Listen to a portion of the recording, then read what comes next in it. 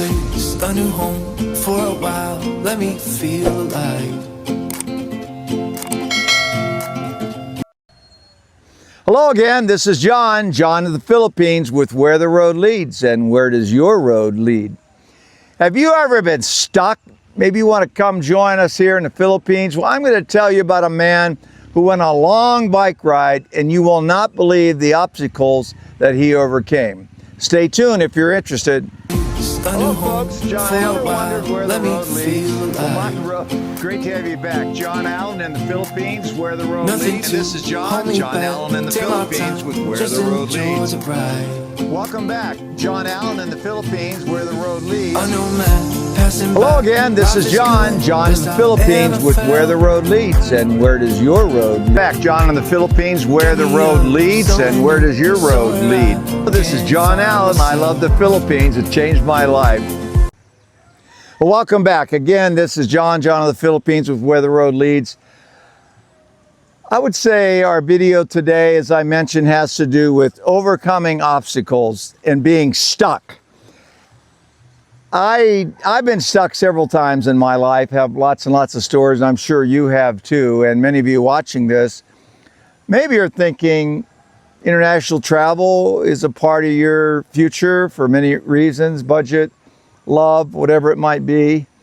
And I'm certainly not one to discourage that, but I want to share a story that's true. And in general, I hope it might help you as you think about your life and getting unstuck. So I mentioned before, when I was a young man of 62, about 14 years ago, I decided to go on this long bicycle ride, and it was called Where the Road Leads. That was our little theme.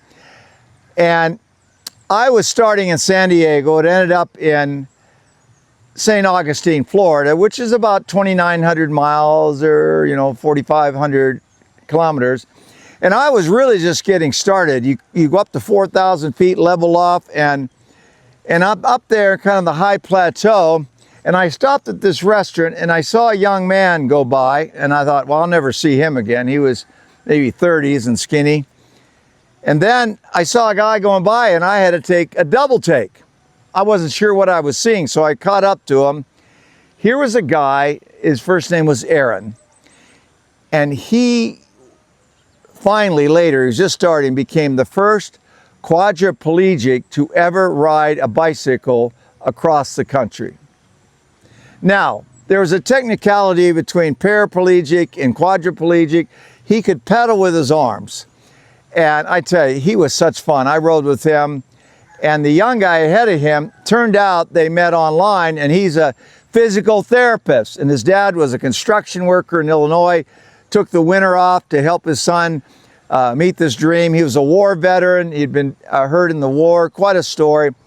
But it was all about fun. We met, and his dad, I didn't meet him right away, and he came by, and I stopped by and I had a hard time meeting him, a whole story, but I met him that night. They were camping, and his dad is kind of a happy-going, a little bit chunky, strong construction worker. He said, sit down. He says, have a beer. He said, if you don't drink beer, drink it anyway.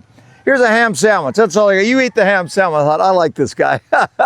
He took control, and we had laughs and talk. And so we rode day after day. It was kind of funny because where his head was right around my gear. So he would tell me, if you've ever ridden a 10-speed or a 14-speed or 21-speed, your chain can be just a little bit off, and his ear was right there. He says, John, you need to adjust. But I'll never forget him telling me, John, here I am with this injury in my life, and I've been so blessed. He didn't use God talk, and I didn't ask him about that really, but he said, I just feel like the luckiest man. He says, I'm alive. I could have been killed in this accident. I'm not mad at anybody, not mad at the military, my country, nothing. It happened. I was glad to serve. And here I am biking across America. Isn't this a great country? And I said, yeah, it is. So we were together. He was on TV so much. I didn't think he'd ever get there, but he did. And we went off different ways. But back to you and where your road leads. A lot of you are thinking, if you're watching this, you're thinking about something related to where your road leads and what you might do or what might be in the future, because or else you're just watching for entertainment. And I don't care, you know, we talked before about vicarious living, which is all right. Proof we are in the Philippines.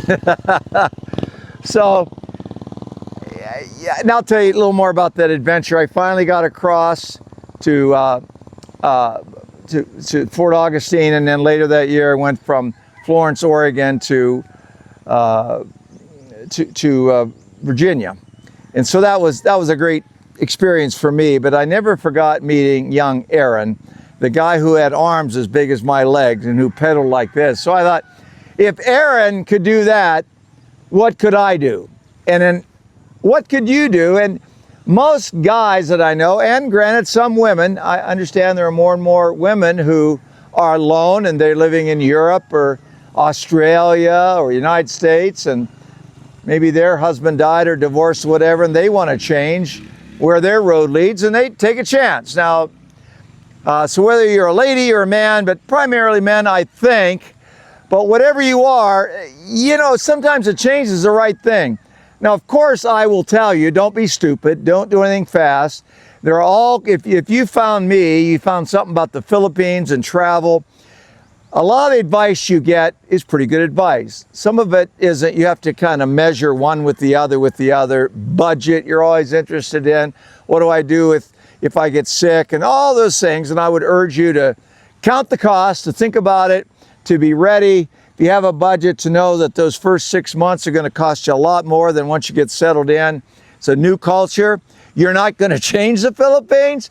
If you don't like it, waiting in line and going for visa runs, maybe don't come. But my point is, there are a lot of guys, a lot less gumption than what Aaron had, the quadriplegic, who leave home and they go out to a new adventure. And because I did that in January of 2014, it changed my life, because eventually I met Shanette. We're going to celebrate our 11th anniversary here next month. We're very, very happy. She lives in a rural part of Mindanao Island. We get around a little bit. I love the life here. It's not an easy life, but it's a good life, an honest life. I love the people. And I came for a month to try it out. So you might want to do the same. So I would urge you to get unstuck. I know the first time I learned about super glue, and I don't know what we had before super glue. I suppose it was Elmer's, but if you got something stuck with super glue, like getting your thumb stuck on your hand, it's pretty hard to get that off without losing some skin. Well, you might be stuck like that, sitting in your apartment somewhere in some state in the United States or deep into Europe or somewhere in Canada, and you're tired of something.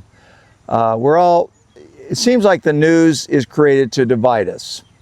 And this side absolutely knows they're right. This side knows absolutely they're right. And I have my opinions, but I'm not really going to share them on this particular show, because frankly, that's not what keeps you stuck. You might want to think bigger picture of some people you've known, maybe this old guy. Most people say 76. That's just too old. Some people say 62. That's just too old to do this. And that's going to depend on your health. Now, I have a few meds and little things, and I'd tell you someday, nothing too serious. But I feel good enough to be here. Had a couple knee replacement surgery, and I'm feeling good, and I'm here, and I'm thankful, and I'm very grateful for life. So just to wrap this up, we talked in other videos about not decide is to decide, about where the road leads kind of thing. And this one really has to do with making a decision and getting unstuck. Sometimes the worst people to talk to are your closest friends and family. I'm not saying ignore them, but when they tell you you're stupid and you shouldn't do this, generally people are looking at safety. When I was 24 and we were about to embark on a bicycle trip from the border of Canada down to the middle of South America, almost nobody thought that was a good idea. But we did it, and we were careful, and we made it, and it changed my life. And when I met my wife and found out she was giving most of her salary to support her brother, who wanted to become a minister, I thought, that's a woman with character. And you know, I was right. I was absolutely right. So thanks for checking in. There'll be more later.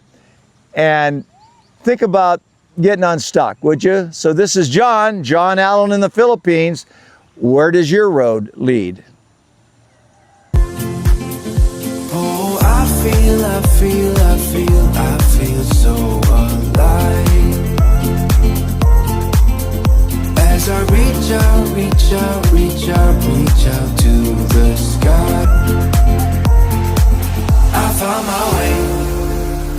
my way. I was in the dark against it all, but made it through the day, 'cause I found my way.